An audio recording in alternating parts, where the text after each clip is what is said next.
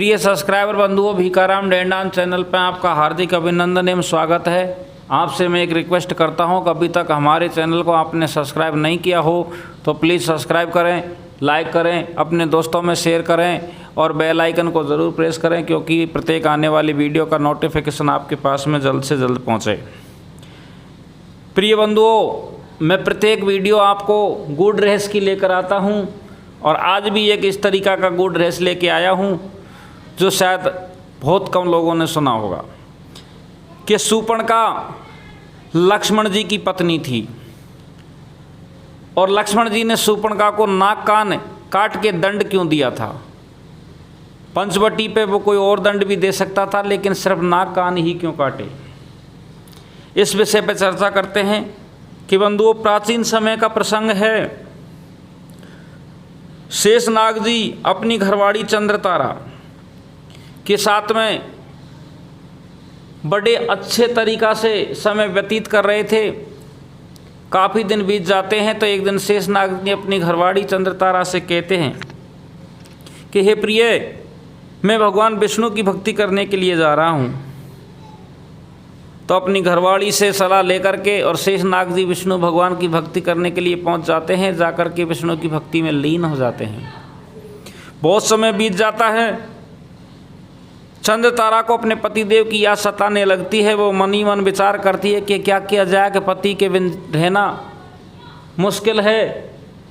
जिस प्रकार जल के बिन मछली नहीं रह सकती, उस प्रकार पति के बिन औरत नहीं रह सकती।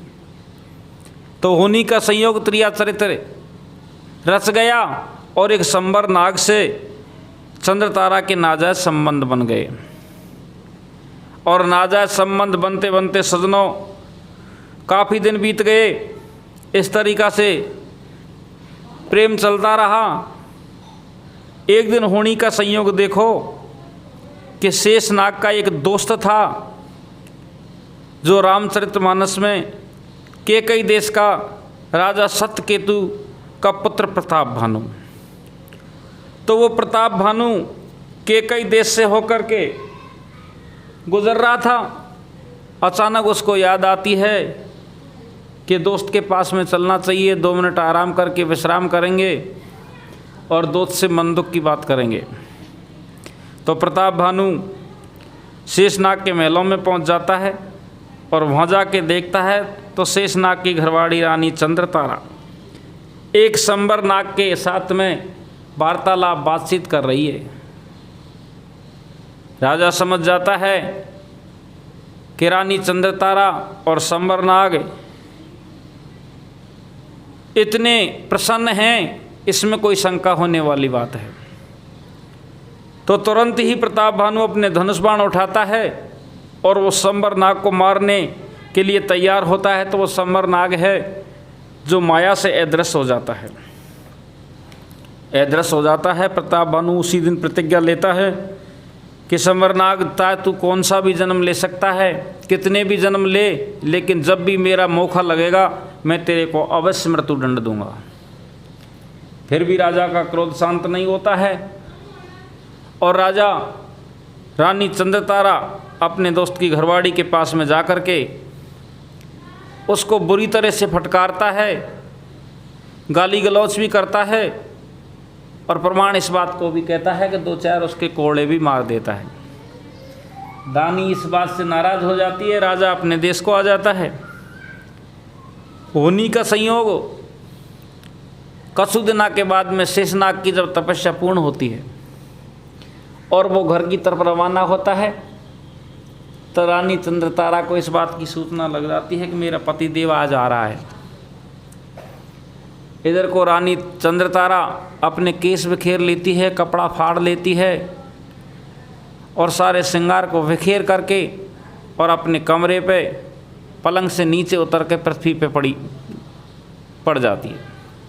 उसी टाइम पे शेषनाग जी आते हैं और शेषनाग जी आकर के रानी चंद्रतारा को आवाज़ लगाते हैं तो रानी चंद्रतारा महल से नहीं निकलती है, नहीं बोलती है। शेषनाग जी फिर चंद्रतारा के कक्ष में जाते हैं और चंद्रतारा की वो दुर्दशा देख करके एकदम से नाराज़ हो जाते हैं। रानी से कहते हैं कि हे प्रिय, जल्दी बताओ कि तुम्हारी ये दुर्दशा करने वाला कौन है, उसको मैं अवश्य मृत्युदंड दूंगा। रानी कहती है कि महाराज इधर गिरूं तो कुआं, इधर गिरूं तो खाई, मैं इस विषय में कुछ नहीं बता सकती।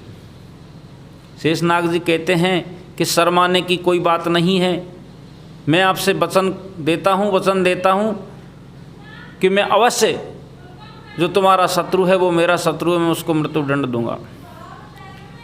तो रानी चंद्रतारा अपने पतिदेव से कहती है कि महाराज अगर मृत्युदंड देना चाहते हैं तो आपका दोस्त है प्रताप भानु, वो महल में आया और मेरी ये दुर्दशा करके चला गया। शेषनाग जी मन में विचार करते हैं कि मेरे मित्र हैं, वो बड़े ही धर्म के ज्ञाता हैं, बहुत अच्छे प्रेमी हैं, जितने भी कर्म अच्छे हैं वो सब उसमें विद्यमान हैं, तो मेरा दोस्त इस तरीका का कार्य कभी भी नहीं कर सकता, ऐसी घिनौनी हरकत वो बिल्कुल नहीं कर सकता। लेकिन त्रिया चरित्र जाने नहीं कोई, पति मार के सती होई। शेषनाग कहता है कि अवश्य मैं मेरे मित्र के पास में जाऊंगा और उसकी गलती होगी तो उसको दंड दे के आऊँगा। लेकिन रानी से कहता है कि रानी एक बात बताइए, अगर मेरे मित्र की इसमें कोई गलती नहीं हुई और तुम्हारी गलती निकली तो मैं तुम्हें भी मृत्युदंड दे सकता हूँ।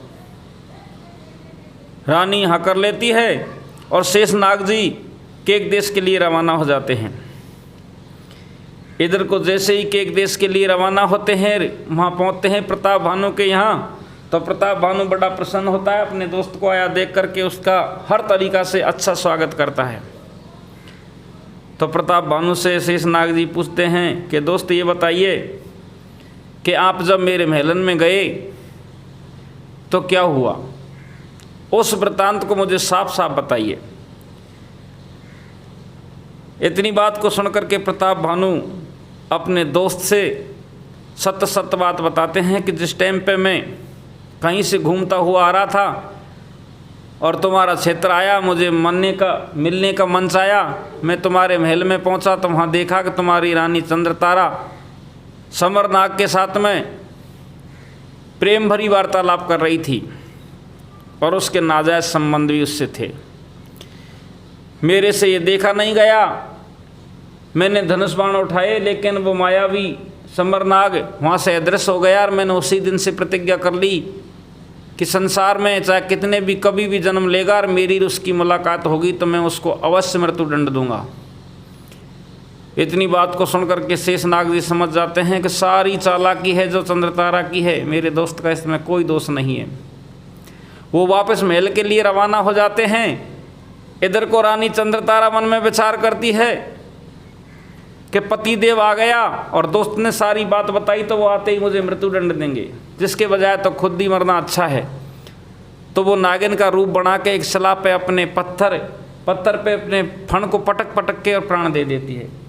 इधर को शेष जी महल में आके देखते हैं और रानी को मरा हुआ शरीर मिलता है रानी का, तो वो सोचते हैं कि चलो अच्छा ही हुआ। लेकिन मन में विचार करते हैं कि अब तो तू खुद मरी है, लेकिन मेरे सामने कभी भी आएगी तो अवश्य दंड तो मैं दूंगा, तेरी नाक जरूर काटूंगा। तो प्यारे सब्सक्राइबर बंधुओं, वेद पुराण ऐसा कहते हैं कि इधर को त्रेता युग में पृथ्वी पे भार बढ़ गया और विष्णु भगवान ने राम के रूप में अवतार ले लिया, और इधर को शेषनाग जी है जो लक्ष्मण बन के और भगवान श्री राम के भाई बन जाते हैं। और इधर को प्रताप भानु जो राजा था केक देश का, उसको ब्राह्मणों का श्राप लग जाता है जिससे वो राक्षस हो जाता है और वो लंकापति रावण जाके बनता है। प्रताप भानु का छोटा भाई अरिमर्दन वो कुंभकर्ण बनता है और उनका जो एक मंत्री था धर्मरुचि वो विभीषण जाके बनता है। और इधर को शेषनाग की जो घरवाली थी चंद्रतारा, वो लंकापति रावण की बहन शूर्पणखा का अवतार लेती है। और शूर्पणखा का जो पति था विद्युजीवा, वो चंद्रतारा का दोस्त समरनाग के रूप में उत्पन्न होता है।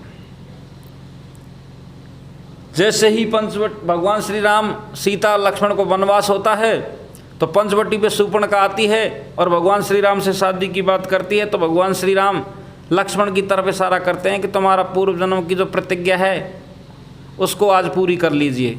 तो लक्ष्मण को याद आता है कि ये शूर्पणखा वही मेरी घरवाड़ी चंद्रतारा है, मैं अब इसको दंड देता हूँ। और भगवान श्री राम के इशारे से उसके नाक कान काट लेता है। और इधर को लंकापति रावण ने अपनी बहन का स्वाग उजाड़ दिया, क्योंकि लंकापति रावण को भी पता था कि ये मेरा बहन का जो पति है, मेरी बहन का, ये वही समरनाग है जो रानी चंद्रतारा मेरी दोस्त की घरवाली के साथ में नाजायज संबंध रखता था। मैंने प्रतिज्ञा की थी, वो प्रतिज्ञा आज पूरी करूँगा। तो अपने बहन के पति को मार देता है। आप जानते हैं कि बहन के पति को कोई नहीं मार सकता, लेकिन लंकापति रावण को पूर्व जन्म का वृत्तांत याद था। तो प्यारे सज्जनों, इस तरीक़ा से अच्छे बुरे कर्म पूर्व जन्म के दूसरे जन्म में भी भोगने पड़ते हैं।